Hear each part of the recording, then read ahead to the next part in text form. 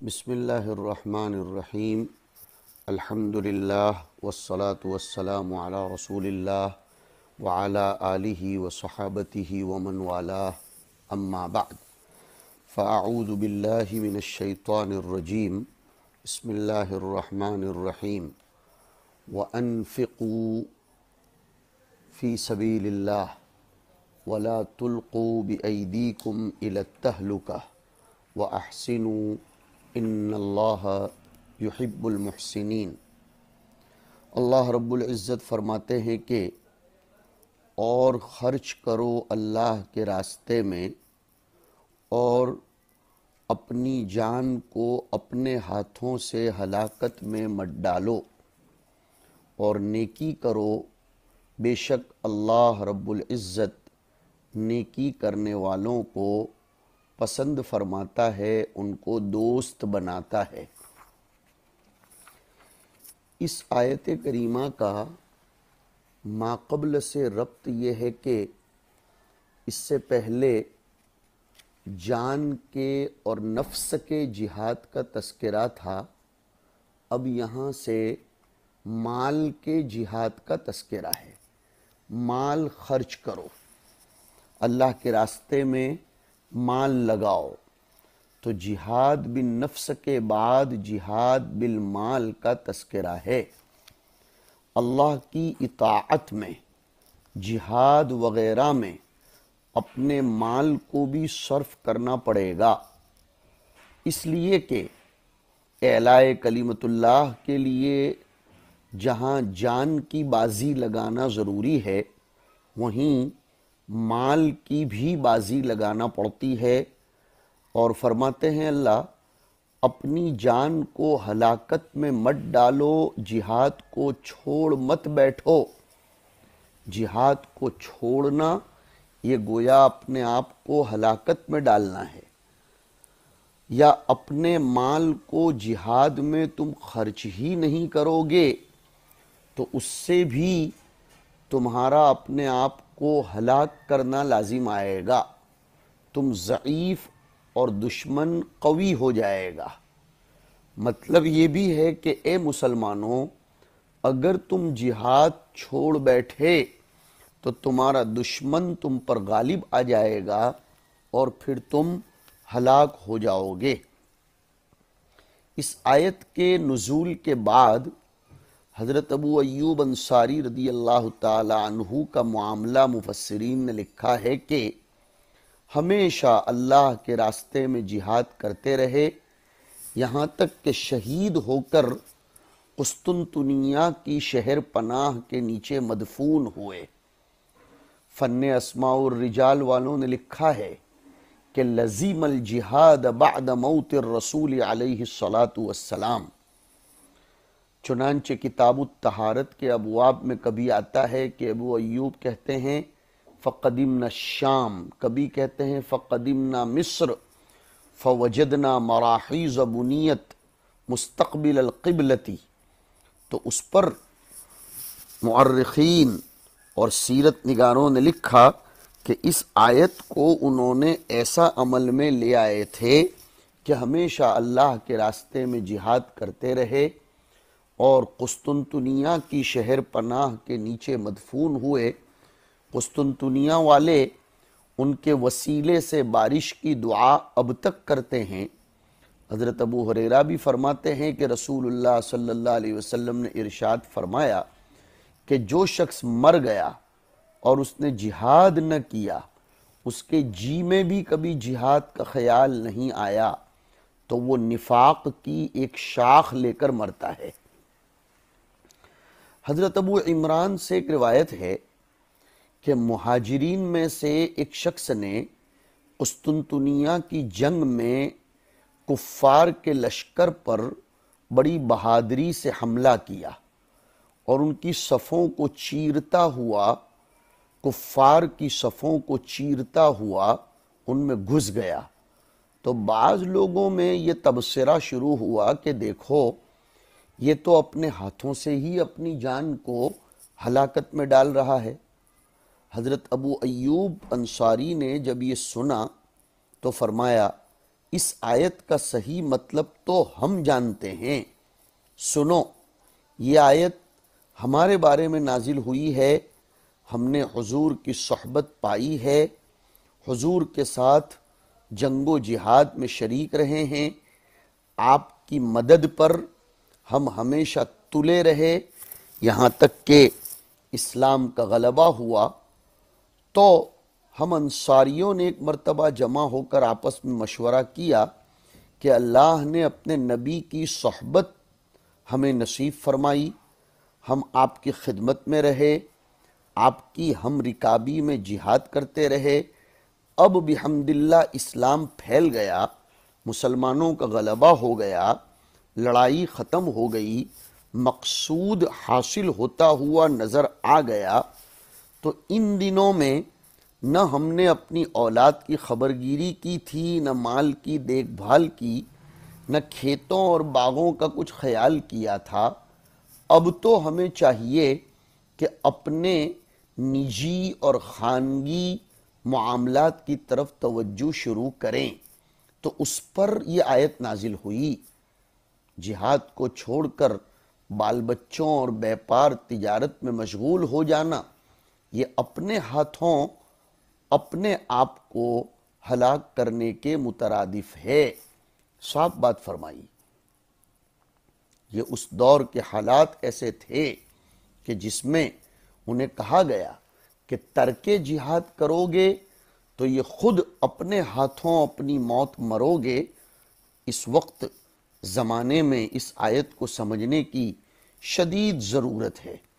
اور آگے فرماتے ہیں احسنو، نیکی کرو، بے شک اللہ محبت کرتا ہے نیک لوگوں سے، یعنی اپنے اعمال اور اخلاق کو درست بناؤ، صالح بناؤ، حاجت مندوں کی ضرورتوں کو پورا کرو۔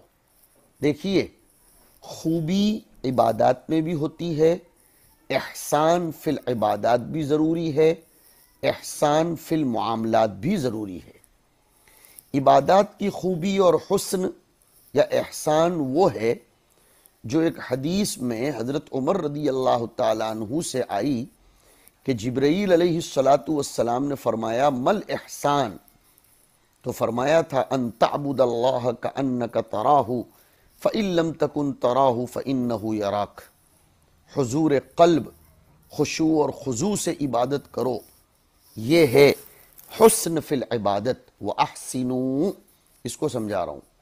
اور حسن فی المعاملات یا احسان فی المعاملات یہ ہے جس کی تصریح حضور اکرم صلی اللہ علیہ وسلم نے خود فرمائی کہ جو تم اپنے لیے پسند کرتے ہو وہی لوگوں کے لیے پسند کرو، اور جو تم اپنے لیے برا سمجھتے ہو وہی لوگوں کے لیے بھی برا سمجھو۔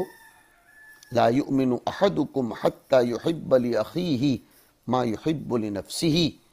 نیز حضور نے معاملات اور آپسی تعلقات میں احسان کو اس طرح بھی سمجھایا کہ المسلم من سلم المسلمون من لسانہ و یدہ۔ مسلمان کمال تب پا سکتا ہے، اس کے اسلام میں حسن تب آئے گا جب اس کی ہاتھ اور زبان سے مسلمان محفوظ ہوں۔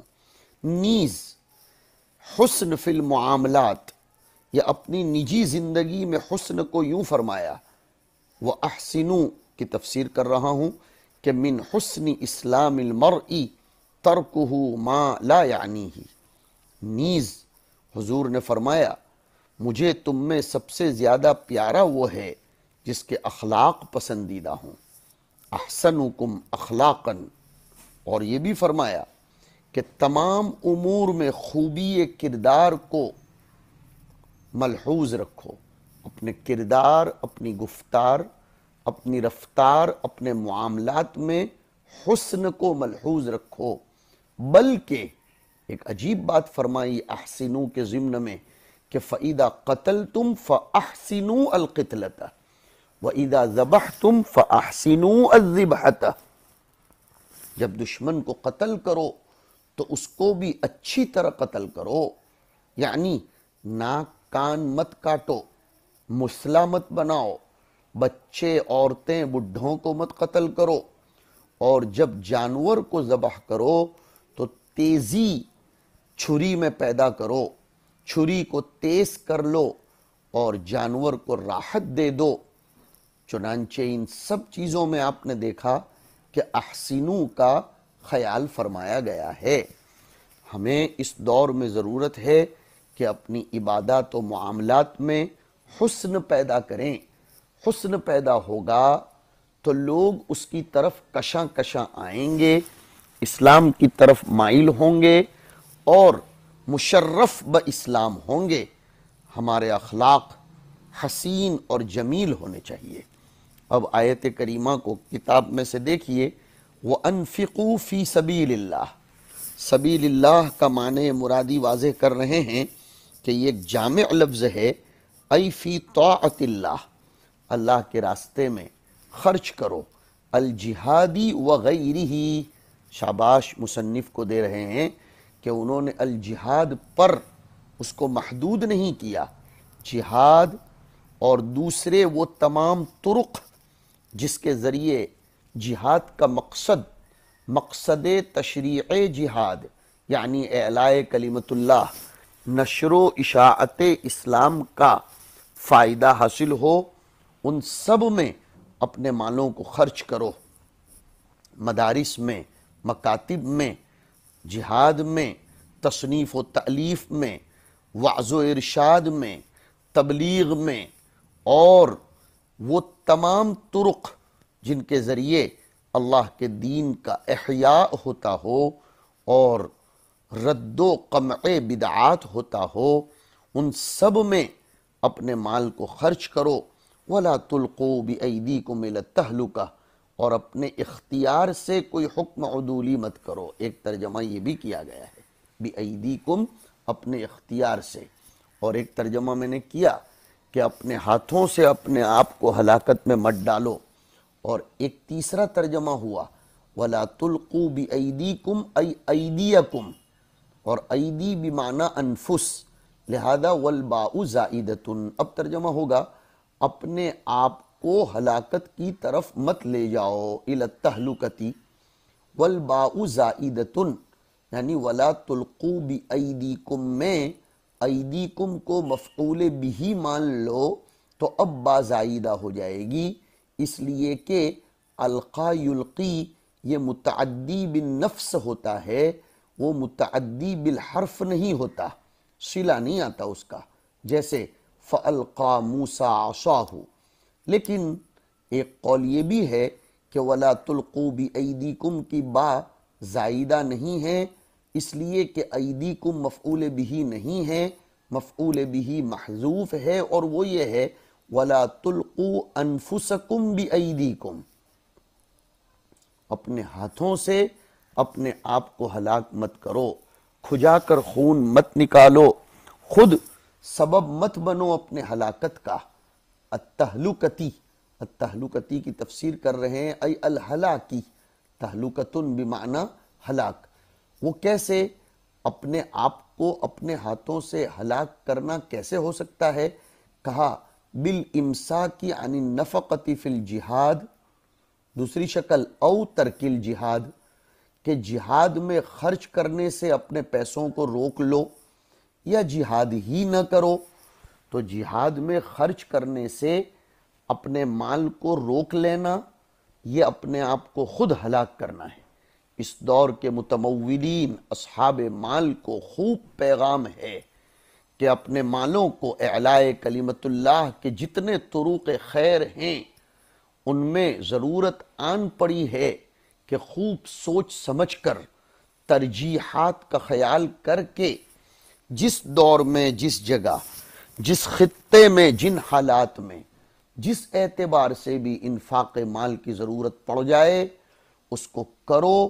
اگر نہیں کرو گے تو خود تمہاری ہلاکت تمہارے ہاتھوں سے ہوگی، اور اگر ضرورت پڑ جاتی ہے خود میدان میں کود پڑنے کی، جان کی بازی لگا دینے کی، اور وہ تم نہیں لگاتے ہو، ترک جہاد کرتے ہو، تو یہ بھی اپنے ہاتھوں سے اپنے آپ کو ہلاک کرنا ہوا۔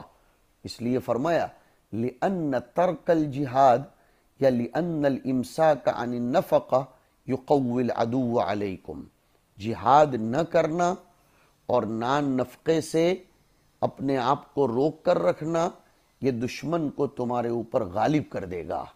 وَأَحْسِنُوا بِالنَّفَقَةِ وَغَيْرِهَا، تفسیر میں نے کر دی، انفاق میں اور دیگر تمام امور میں تم خوب احسان کرو، خرچ کرو، اور معاملات میں بھی احسان کرو، عبادات میں بھی، معاشرت میں بھی۔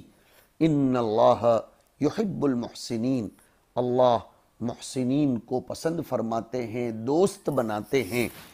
ہمارے مصنف جلال کی عادت ہے کہ یحب جہاں آتا ہے وہ اس کا لازمی ترجمہ کرتے ہیں، یعنی یثیبہم۔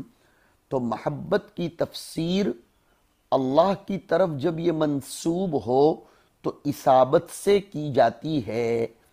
وجہ اس کی سمجھو، حقیقت محبت نام ہے میل القلب للمحبوب، قلب کا محبوب کی طرف مائل ہونا، اور یہ معنی خدائے پاک کی شان میں محال ہے، اس لیے کہ یہ ایک قسم کا تأثر اور انفعال ہے، اور تأثر از قبیل تغیر ہے، اور کل متغیر حادث، اور اللہ تو قدیم ہے، واجب الوجود ہے، وہ تو حادث نہیں ہے۔ تو حقیقت محبت جو میل القلب للمحبوب کا نام ہے وہ اللہ کے باب میں محال ہے، لیکن اصابت جب محبت ہوتی ہے تو محبوب کو نوازا جاتا ہے، اس لیے تفسیر باللازم کی ہے، یہ ہے وجہ مقدر یصیبہم کی، اس کو کہتے ہیں تفسیر بلازم المعنی۔ اور قاعدہ یاد رکھو، کل ما استحال علی اللہ باعتبار مبدئہ، اگر کوئی چیز باعتبار مبدأ کے، باعتبار بدایت کے اللہ کی طرف اس کی نسبت کرنا محال ہو اور وہ وارد ہو گئی ہو، تو پھر اس کا لازم اور معنی غایتی مراد ہوگا، جس کو مفسر بیضاوی یہ فرماتے ہیں، قاضی بیضاوی، کہ المراد النہایات ولیست البدایات۔